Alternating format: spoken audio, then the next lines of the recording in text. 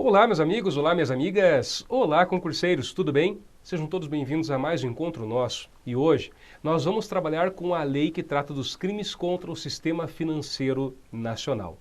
Trata-se da lei número 7.492 de 1986, né? Uma lei que vai trazer aí um âmbito inicial com vários crimes, tá? Ela vai primeiro definir o que é uma instituição financeira, vai trazer vários crimes contra o sistema financeiro e, ao final, ela vai trazer algumas pequenas regras de caráter tanto processual, por exemplo, uma previsão no tocante lá à prisão preventiva, mas também regras no tocante ao direito penal, tá? Como é o caso da aplicação da pena de multa a uma previsão específica que modifica uma regrinha lá do Código Penal para crimes comuns, tá? Gente, antes de mais nada, né? Vale lembrar que em se tratando de legislação penal especial ou legislação penal extravagante, é muito comum, então, que se cobre, de fato, letra de lei. Então, é importante que você, né, faça essa análise conosco aqui e você leia o material, leia a lei repetidas vezes para o teu concurso, tá? Não parta com preconceito, não fique naquela, eu não vou ler a lei, né? Porque é provavelmente o que vai ser cobrado de você, né? Eu falo isso em especial, né, para colegas eventualmente da área, né? Até porque eu sei disso e eu também fui assim logo que saí da graduação, até um tempo depois, né? A gente é muito crítico, quer criticar tudo e falta às vezes o básico, né, que é conhecimento realmente da legislação. Digo isso porque sabemos que primeiras fases é comum que se cobre letra de lei. Isso sem contar, né, qualquer outro concurso que cobre a matéria. Tá? Então, a tendência é que realmente se cobre aqui letra de lei, mas nós vamos trazer, né, algumas informações adicionais para vocês. Então, meus caros, e mais um ponto só antes de iniciar a nossa análise, que é o seguinte. Nós vamos dividir aqui os encontros sobre a lei dos crimes contra o sistema financeiro nacional em duas aulas. A primeira, que é essa, que vai do artigo 1º até o artigo 16, e aí um segundo encontro em que trabalharemos com o 17 até o término da lei. Então, prestem bastante atenção, por favor. Inclusive, não perca o segundo encontro, porque o artigo 17 ele foi recentemente modificado, que então, né, indica aí que é um artigo muito, né, propício para ser cobrado pelo teu examinador. Meus caros, vamos começar aqui então. O que é uma instituição financeira? Vem comigo, olha só. Primeiro, então, a Lei 7.492, ok, ela definiu os crimes contra o sistema financeiro nacional e deu outras providências. E logo no artigo 1º, portanto, ela conceitua instituição financeira para fins desta lei. Então veja, você que eventualmente tem conhecimento da área, conhece instituições financeiras, pode dizer, professor, não, mas em tal área tem tal lei que prevê, esqueça. Para fins do crime, é essa a definição legal. Para fins de crime, tem que ser essa a definição. Então, considera-se instituição financeira para efeito desta lei, tá?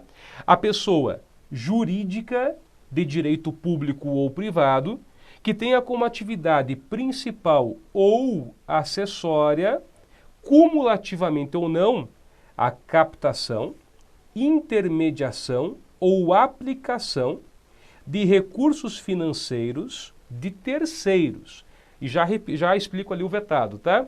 Em moeda nacional ou estrangeira, ou então a custódia, a guarda, né?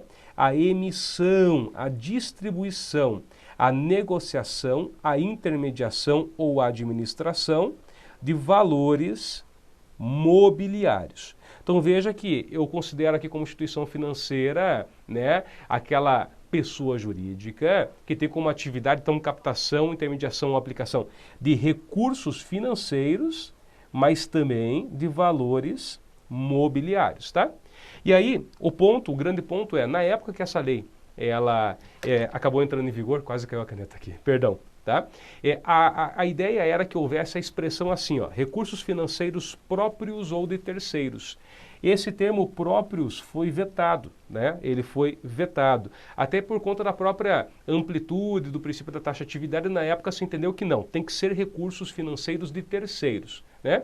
Veja, Se uma pessoa jurídica ela vai lá eventualmente aplicar um valor próprio dela, não há que se falar em instituição financeira propriamente dita. Agora, se trata de dinheiro de terceiros, de recurso financeiro de terceiros, aí sim. Então, aquela que vai captar, veja, um banco, ele busca a captação de clientes e captação de recursos financeiros, né? É assim que ele vai conseguir girar ali a atividade. Aquele que vai intermediar eventuais transações, vai aplicar esses recursos financeiros, por exemplo, em investimentos, bolsas de investimentos e assim por diante.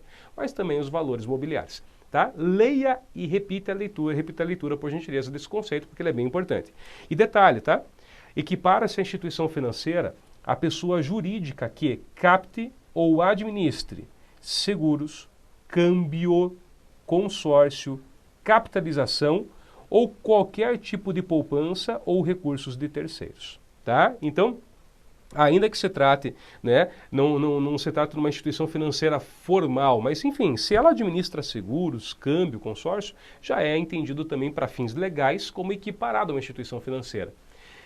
Recentemente, quem lembra, teve uma operação da Lava Jato que foi chamada até, salvo engano, de câmbio desligo, que ela foi atrás de operações de doleiros que faziam, né, a operação dólar câmbio, salvo engano, dólar cabo, se não me engano é o nome da operação, e ajudavam, né, a remeter dinheiro para o exterior. Daria para trabalhar realmente com essa lei? Com certeza, tá? A gente vai ver que inclusive tem um artigo específico que trabalharia com essa hipótese, se não me falha a memória, é o artigo 22.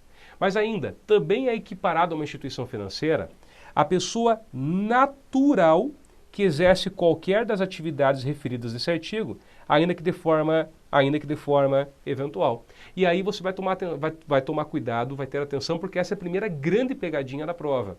Porque, veja, tudo levava a crer que era só uma pessoa jurídica. Você fala numa instituição financeira, né? Você pensa, bom, uma, né, entidade de direito público ou uma entidade, né, de direito privado, mas tem que ser uma pessoa jurídica. Lá no inciso 1, de novo, fala em pessoa jurídica, então parece que é sempre PJ.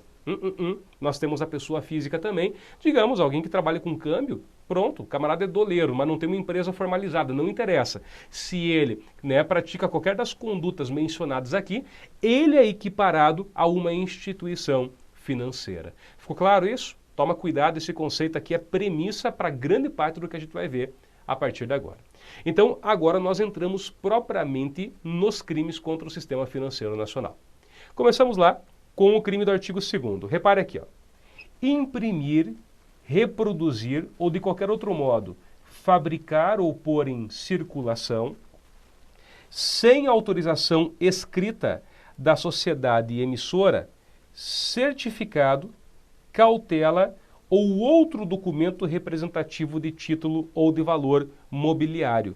Reclusão de 2 a 8 anos, além da pena de multa.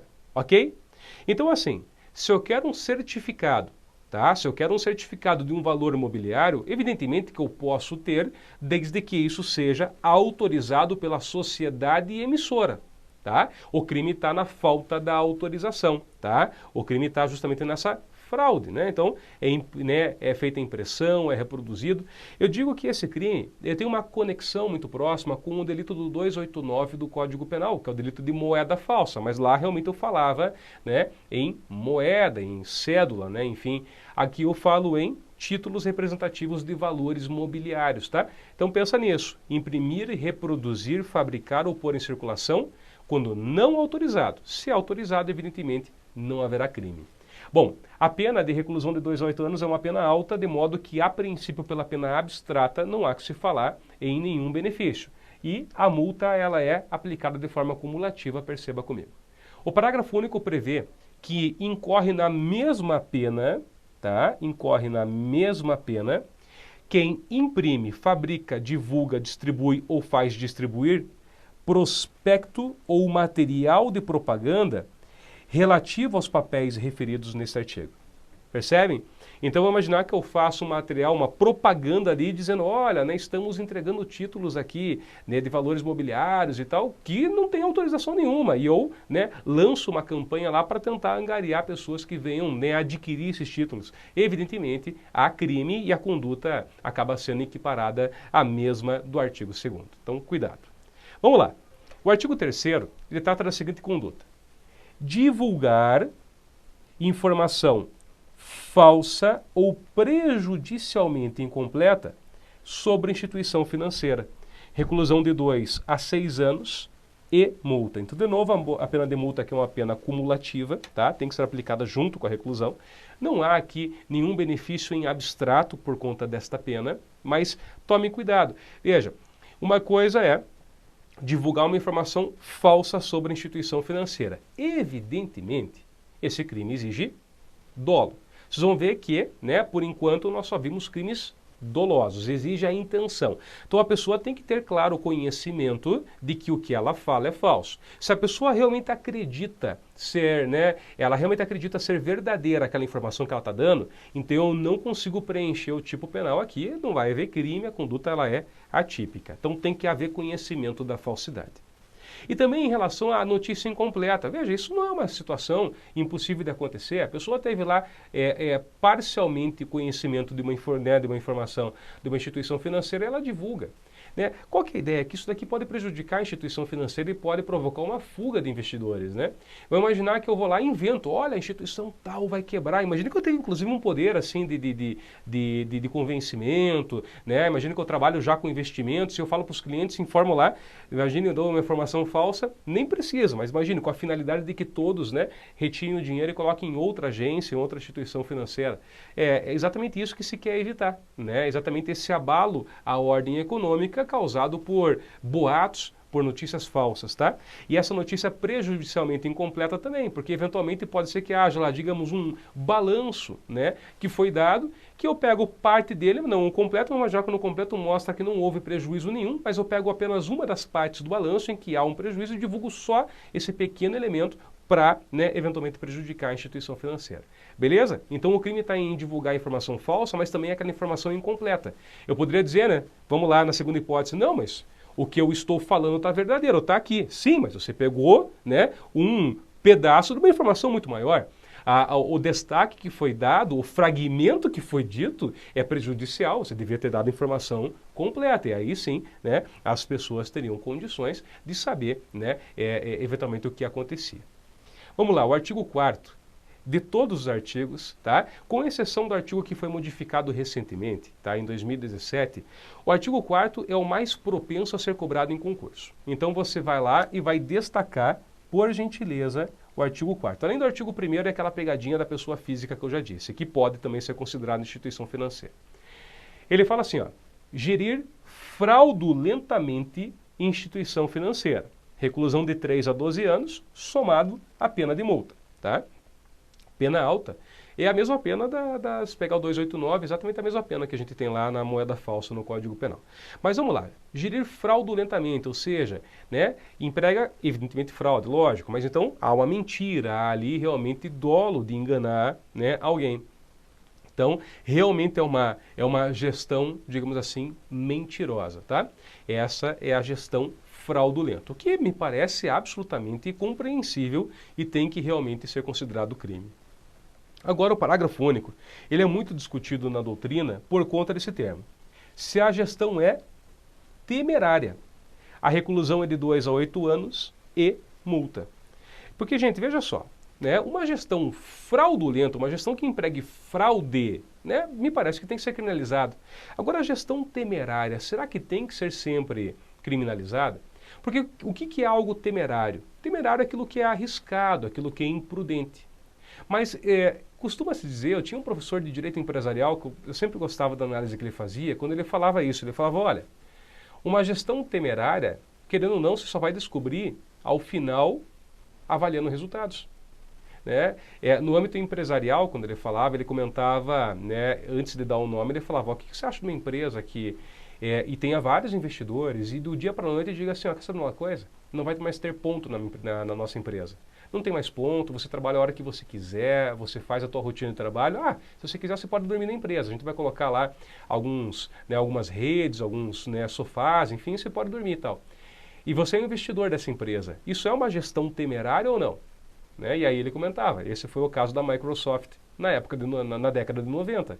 Hoje até pode parecer, né, tem mais empresas que adotam esse mesmo perfil, mas e na época? Veja, é uma análise de resultado.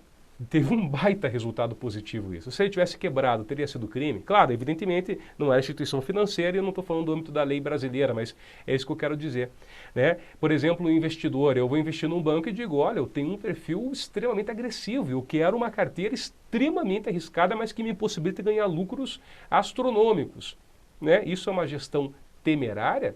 Claro, me parece que há que se comunicar ao cliente, né? O perfil daquele investimento é mais conservador, é mais agressivo, tem que ser informado.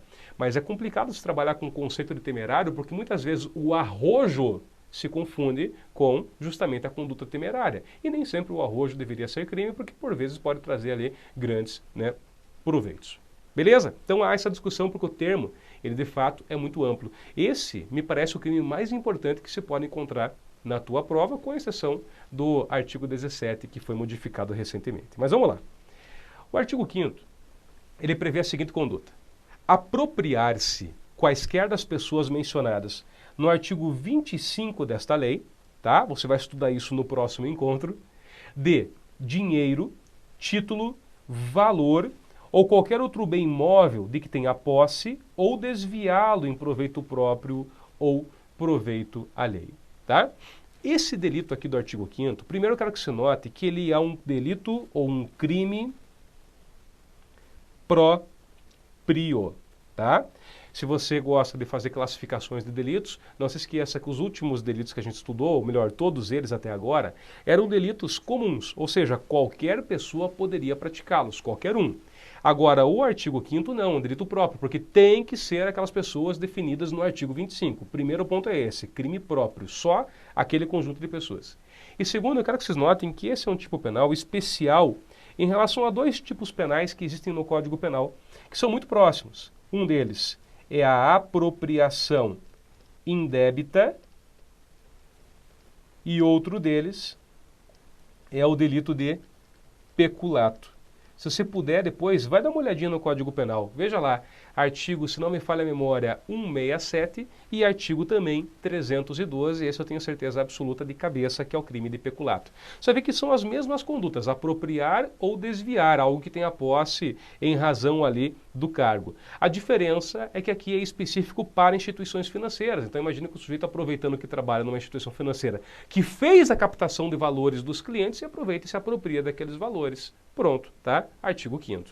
A pena de reclusão de 2 a 6 anos, somado com pena de multa. Reparem que até agora a multa sempre foi cumulativa. E também pela pena abstrata não cabe nenhum benefício, até agora nenhum dos crimes autorizou. Parágrafo único.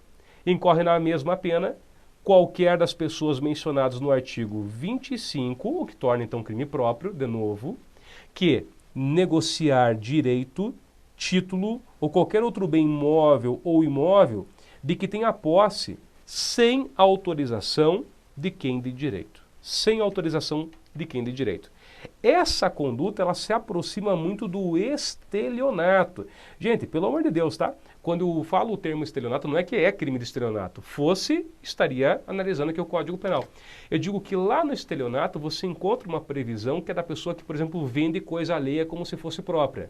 Aqui não se fala da venda, mas fala-se da negociação. O camarada começa a negociar valores sem que tenha ocorrido uma autorização por parte do próprio cliente, do próprio, né, da pessoa que tinha realmente o direito em relação àquilo. Tá bom? Vamos lá. Artigo 6º. Induzir ou manter em erro sócio, investidor ou repartição pública competente relativamente à operação ou situação financeira, sonegando-lhe informação ou prestando-a falsamente. Sonegar é esconder, né? Então a pessoa esconde uma informação ou dá uma informação falsa a um sócio, a um investidor, a uma repartição pública com relação à situação financeira. Por exemplo, né? Pegue bancos aí que tenham capital aberto, né? E você investe no banco lá, né? Digamos que você comprou ações de qualquer uma dessas grandes instituições bancárias. Veja, evidentemente, eles devem sempre trazer os balanços corretos. Digamos que eles prestem uma informação falsa, vindo a induzir em erro você, que é investidor, que comprou ações desse banco, né? Ao crime, claro, tá? Reclusão de 2 a 6 anos, de novo, somado com a pena de multa. Crime doloso tem que haver a intenção, né? Digamos que tenha sido um erro material, né? E na hora de divulgar um balanço lá da instituição financeira, de repente houve um erro lá, numa vírgula, mudaram de lugar e deu um valor muito maior. Veja, se é um erro material e se não há intenção, eu não falo em crime. A conduta tem que ser dolosa, tem que haver intenção de induzir ou de manter em erro realmente o sócio, o investidor ou repartição pública.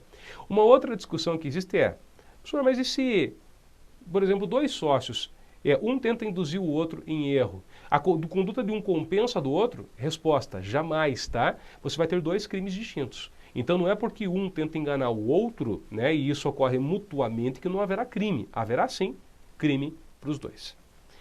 Artigo 6º. Emitir, oferecer ou negociar, de qualquer modo, títulos ou valores mobiliários falsos ou falsificados, sem registro prévio de emissão junto à autoridade competente. Ah, mas fizeram um registro posterior. Não interessa, o registro tem que ser prévio. Antes de emitir, oferecer e negociar, já tem que ter o registro. Em condições divergentes das constantes do registro ou irregularmente registrados, sem lastro ou garantias suficientes nos termos da legislação e sem autorização prévia da autoridade competente, quando legalmente exigida. Pena de 2 a 8 anos, além da pena de multa. O que eu quero que vocês notem é que quando a lei ela fala assim, nos termos da legislação, quando legalmente exigida, significa que eu tenho que conhecer a legislação da matéria. E por isso que nós podemos considerar aqui, não só esse, os outros delitos também, mas em especial esse, como sendo uma norma penal em branco. Por que uma norma penal em branco? Porque eu preciso conhecer a legislação, por exemplo, que trata do lastro ou garantia. Tal título ou valor mobiliário. Qual é a garantia que tem que ser dada obrigatoriamente por lei, né? Se eventualmente a pessoa vai lá, omite, negocia, sem que haja, né, oferece, negocia, sem que haja esse lastro, então haverá crime. Então tem que conhecer a lei. Por isso, norma penal em branco. Esse artigo precisa deste complemento para que você possa categorizar, enfim, uma conduta como realmente sendo criminosa. Vamos lá. Artigo 8º. Exigir, em desacordo com a legislação. E aí olha que interessante, né? Antigamente, quando foi proposta a lei, era assim, em desacordo com a legislação ou o mercado. Calma lá, né? Muito difícil, né? Você conseguir ponderar o que o mercado diz. Então não, o mercado foi vetado, essa expressão, porque realmente ela era muito imprecisa. Então o crime é exigir, em desacordo com a legislação, juro, comissão, ou qualquer tipo de remuneração sobre operação de crédito ou de seguro, administração de fundo mútuo, ou fiscal ou de consórcio, serviço de corretagem ou distribuição de títulos ou valores mobiliários, tá? Então, se a pessoa cobra lá, por exemplo, uma remuneração que a lei não prevê, uma instituição financeira cobra um valor que a lei não prevê, então haverá crime, né? Pena. Reclusão de 1 a 4 anos e multa. Aqui já é interessante porque eu quero que vocês notem o seguinte. Com essa pena mínima, e você já vai pegar e vai estudar tudo isso de uma vez só. Repare que isso vale para o artigo 9º, isso vale também para o artigo 10, tá? Em todos esses casos, em todos eles, pela pena mínima cabe um benefício chamado suspensão condicional do processo. Esse benefício está previsto no artigo 89 da Lei 9.099 de 1995. Tá? É um benefício em que aquele que responde pelo delito, tão logo seja denunciado, pode ser oferecida a esta pessoa uma proposta de manter o processo parado desde que ela cumpra com algumas condições. Se ela cumprir, extingue a punibilidade. Então ela não correria o risco de ser condenada, de ter o efeito dos maus antecedentes ou da reincidência. É um baita de um benefício. Né? Então lá no artigo 8º, que tratava dessa cobrança de juros, comissão, remuneração que a lei não prevê, em desacordo com a lei, né? Pena de 1 a 4 anos. No artigo 9º tem a conduta de fraudar a fiscalização ou o investidor inserindo ou fazendo inserir em documento comprobatório de investimento em títulos ou valores mobiliários declaração falsa ou diversa da que dele devia constar. Tá? Declaração falsa ou diversa da que dele devia constar. Então, a pessoa frauda a fiscalização ou o investidor quando nesse documento que comprova o investimento, né? Então, se for num banco, você quer, né, participar de um fundo de investimento, eles te entregam lá um documento que diz, não, olha, a gente formou uma carteira para você, né? Tá aqui, imagina que esse documento seja falso. A informação que está ali fala de fundos que, né, de algumas ações que foram compradas que de fato não existem, ou que não foram compradas, né? É aí que incidiria realmente o artigo 9º. E o artigo 10º, ele parte de uma premissa muito parecida. De novo, ele usa, né, os verbos fazer inserir elemento falso ou então omitir elemento exigido pela legislação em demonstrativos contábeis de instituição financeira, seguradora ou instituição integrante do sistema de distribuição de títulos e valores imobiliários. É importante saber que existem esses delitos próprios porque há uma tendência de se dizer, olha, isso poderia configurar falsidade ideológica, artigo 299 do Código Penal. Porém, previstos aqui na lei, né, configuram um delito próprio, delito específico e, claro, que há de prevalecer exatamente essas hipóteses aqui. Continuando, artigo 11 prevê manter ou movimentar recurso ou valor, tá, paralelamente à contabilidade exigida pela legislação. Essa é a conduta do famoso caixa 2, tá? Então você tem ali uma contabilidade paralela, né? A reclusão é de 1 a 5 anos e multa, lembrando então que se a pena mínima é de 1 ano, como acontece com o delito que vem logo na sequência também, você já sabe, cabe um benefício chamado suspensão condicional do processo. Vamos lá? Artigo 12. Deixar o ex-administrador de instituição financeira de apresentar ao interventor, ao liquidante ou síndico, nos prazos e condições estabelecidos em lei, as informações, declarações ou documentos de sua responsabilidade. Reclusão de 1 a 4 anos e multa, né? Vamos supor, né, que o ex-administrador de uma instituição financeira acaba ocorrendo ali a falência, enfim, aí o juiz ele coloca a empresa em recuperação judicial e aí há ali um interventor, há ali alguém que vai cuidar, né, daquela empresa. O ex-administrador é obrigado a conceder todas as informações necessárias para se, né, tentar ali ao mínimo evitar prejuízo, né, a terceiros interessados. Ainda, artigo 13, olha a conduta. Desviar, e aí falava-se assim, né? Qualquer das pessoas do artigo 25. Na época foi vetado por se entender que não, qualquer pessoa que pratica a conduta tem que responder por ela, não tem por que delimitar só para o 25. Olha só, desviar bem alcançado pela indisponibilidade legal, resultante de intervenção, liquidação extrajudicial ou falência de instituição financeira. Reclusão de 2 a 6 anos e multa. Pense, né? Uma instituição financeira entrou em processo de falência, o juiz da vara de falências, ao determinar lá a recuperação judicial, ele determina também a indisponibilidade de alguns bens e alguém tenta desviá-los. Esse é o crime que a gente estuda no artigo 13, tá? A pena é de reclusão de 2 a 6 anos e, ou seja, de novo, soma-se a multa. Parágrafo único. Na mesma pena, incorre o interventor, o liquidante ou o síndico que se apropriar de bem abrangido pelo caput desse artigo ou desviá-lo em proveito próprio ou alheio. Gente, de novo, essa é uma conduta que se aproxima da apropriação indébita ou então do peculato, tá? É uma conduta que exige uma qualidade especial, então trata-se de crime próprio, veja que só pode ser praticado pelo interventor, liquidante ou síndico, mas eu peço que vocês vejam que ela não se confunde, eu vou mudar o slide na tela de vocês, ela não se confunde, tá, com a conduta do artigo 5º. Porque no artigo 5º ele também falava na conduta de desviar ou se apropriar, mas aqui ele falava, né, de dinheiro, título ou valor de que tinha a posse, tá? De que tinha posse.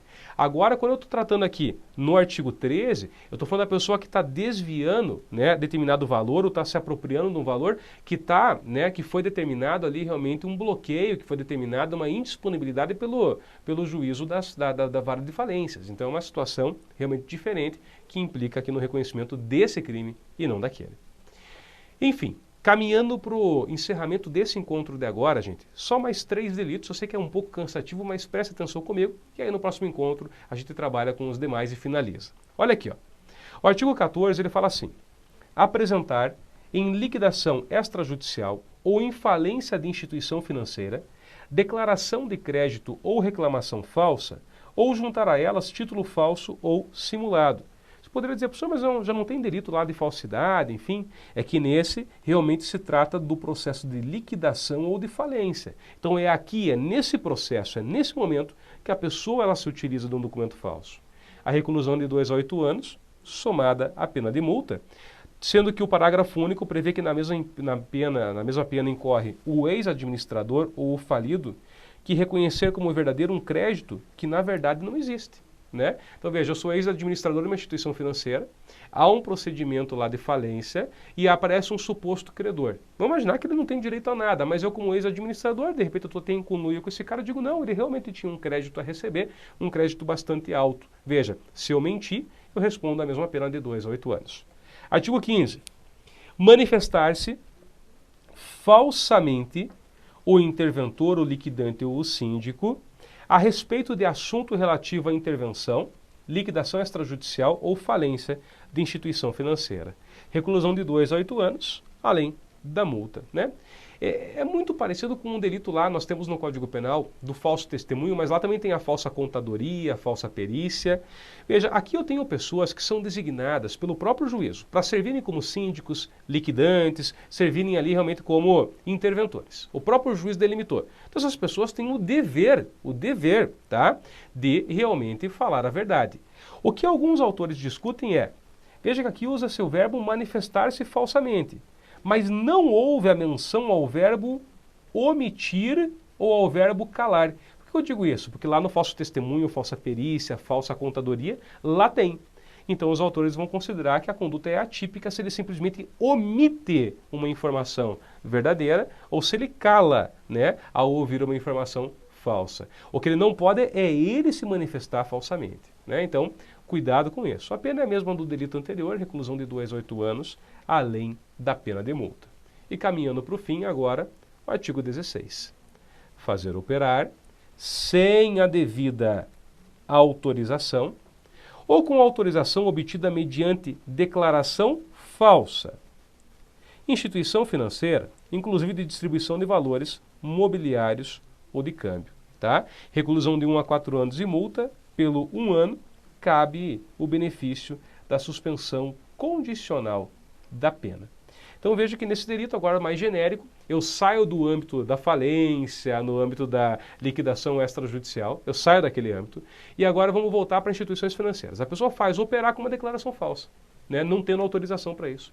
Ou então, ela tem uma declaração, mas que também a declaração é falsa. Então ela tem a declaração e faz operar. Mesmo assim, evidentemente, se é falso, a pessoa deverá responder por crime. Tá? Então, gente, nesse encontro nós vamos ficando por aqui, mas antes disso, eu gostaria agora, né, só de passar para vocês, enfim, na verdade eu vou falar disso no próximo encontro. Estou vendo aqui que o nosso tempo já está com 33 minutos, no próximo encontro, então, a gente vai, né, continuar, prometo, falo o que eu queria. Gente, é isso. Eu fico por aqui. Muito obrigado a todos vocês. Fiquem todos com Deus. Eu sei que é um pouco chatinho quando você estuda essa parte aqui, muito letra de lei, mas é o que pode cair na prova. Não deixe de estudar muito bem a questão da gestão fraudulenta e da gestão temerária. Não deixe de estudar muito bem também os delitos que admitem a suspensão condicional do processo, aqueles que têm pena mínima igual ou inferior a 1 ano, e também, por fim, a pegadinha do artigo 1º no conceito de instituição financeira. Não deixe de se lembrar de que uma pessoa física, a depender, né, da hipótese, se praticar as mesmas condutas que instituições financeiras no artigo 1º praticam, ela, pessoa física, pode ser equiparada a uma instituição financeira para fins penais. Tá bom? Então é isso. Muito obrigado, fiquem todos com Deus, bons estudos e até o nosso próximo encontro.